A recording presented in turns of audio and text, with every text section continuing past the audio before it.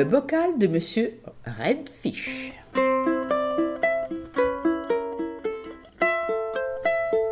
Monsieur Redfish est un poisson rouge tout à fait ordinaire. Le matin, il se lève tôt et mange 3 tartines avant de se rendre à son bureau.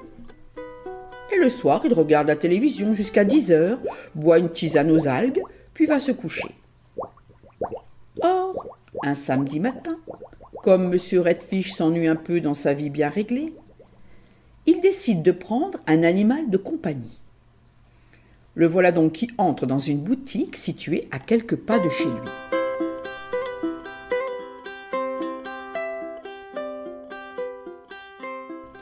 « Bonjour !»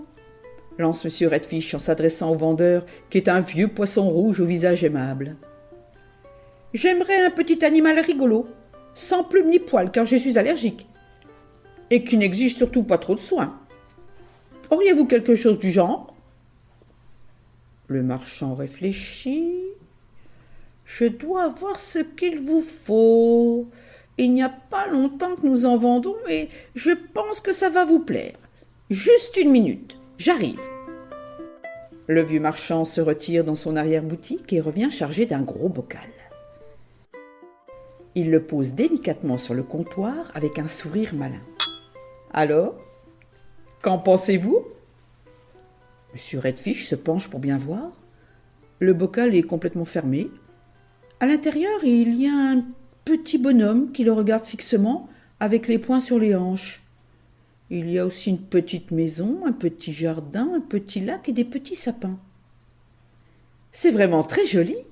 s'exclame Monsieur Redfish avec admiration. « Ça coûte combien ?»« Ça peut paraître très cher au départ, » explique le marchand. « Mais à l'usage, c'est très économique. Il n'y a absolument rien à ajouter ni rien à changer. Le bocal contient tout ce qu'il faut pour assurer l'équilibre écologique. L'air, les plantes, le lac, tout est en parfaite harmonie. Vous pouvez ainsi partir en vacances l'esprit tranquille, je vous l'assure. » Lorsque Monsieur Redfish sort du magasin avec son bocal dans les bras, il a le sourire de celui qui est sûr d'avoir fait une bonne affaire.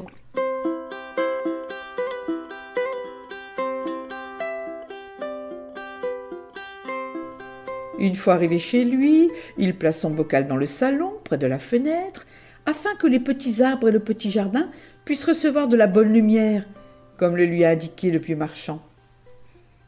Monsieur Redfish passe le reste de son week-end devant la boule de verre, oubliant même de regarder la télévision. Le petit bonhomme s'agite beaucoup. Il bricole sans arrêt, plante des patates dans son jardin, se baigne dans le lac, récolte un peu de bois pour faire sa cuisine.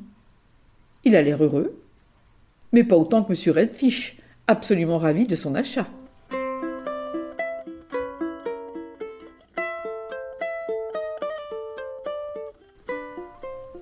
Les 2 mois qui suivent se déroulent sans problème.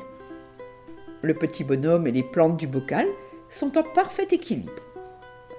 L'eau qui s'évapore durant la journée, sous l'action du soleil, retombe en plus légère quand il y a le soir. Ainsi, lorsque Monsieur Redfish décide de partir en vacances pour 15 jours, il n'a aucune inquiétude.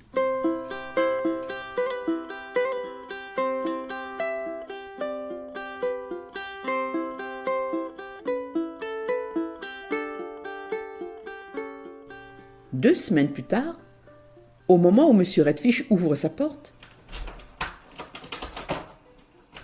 il est surpris par une drôle de pétarade.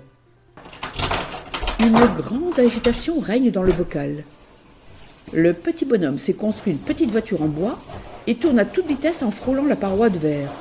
« Incroyable! Il est vraiment intelligent !» se dit Monsieur Redfish très fier. Pour confectionner sa voiture, le petit bonhomme a abattu 2 sapins. Et pour la faire avancer, il a construit un moteur à vapeur en utilisant le fourneau de sa petite maison. Il l'a placé à l'arrière du véhicule et il y brûle du bois pour chauffer l'eau qui produit la vapeur. Ça fait maintenant 3 jours que le petit bonhomme effectue tous ses déplacements avec sa voiture. Pour se rendre au jardin, il fait auparavant 3 tours de bocal. Et il doit bientôt couper un autre sapin pour fournir de l'énergie à son engin. En consultant le thermomètre placé dans le bocal, Monsieur Redfish constate que la température s'est élevée. La pluie aussi a changé. Ce ne sont plus de fines gouttelettes qui tombent le soir, mais de grosses précipitations qui s'abattent n'importe quand dans la journée, qui noient le jardin et les patates. Inquiet, M. Redfish prend son téléphone et appelle le marchand. C'est normal si tout va mal, lui explique le vieux poisson rouge. Votre petit bonhomme brûle trop de combustible et coupe trop d'arbres.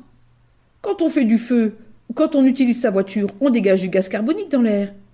Et c'est parce qu'il y a trop de gaz qu'il fait trop chaud. C'est ce qu'on appelle l'effet de serre. Votre bonhomme devrait s'en rendre compte et poser sa voiture pour laisser à nouveau pousser les arbres. Eux seuls sont capables de capter ce gaz carbonique et de le transformer à nouveau en bois. Quand M. Redfish repose son téléphone, il pense que son protégé n'est pas si intelligent que ça. Il va quand même réagir, se dit-il. Eh ben non.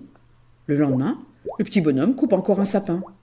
Et il trouve même le moyen de bricoler sa voiture pour aller encore plus vite. Il fait maintenant 4 tours de bocal pour se rendre au jardin. Mon Dieu, s'écrie M. Redfish en regardant le thermomètre qui ne cesse de s'élever et les gouttes qui coulent sur la paroi du bocal. On ne voit bientôt plus rien là-dedans. 3 jours plus tard, M. Redfish rend le bocal au vieux poisson rouge. Tout est gris et triste à l'intérieur. Il n'y a plus d'arbres. Les plantes du jardin ont pourri sur pied. Et il fait tellement chaud que l'atmosphère ressemble à celle d'un sauna. Le petit bonhomme suffoque et pleure de rage au volant parce qu'il ne peut plus avancer. « Je vous le rends, » dit M. Redfish. « Je ne veux pas le voir mourir. Vous n'auriez pas autre chose, également sans plume ni poil, mais en beaucoup moins bête ?» Le marchand le regarde avec un air désolé. « Prenez donc des escargots. Ils ne sont pas pressés. Et il n'y a pas de risque qu'ils coupent les arbres pour se faire une belle carrosserie. Ils en ont déjà une sur le dos. »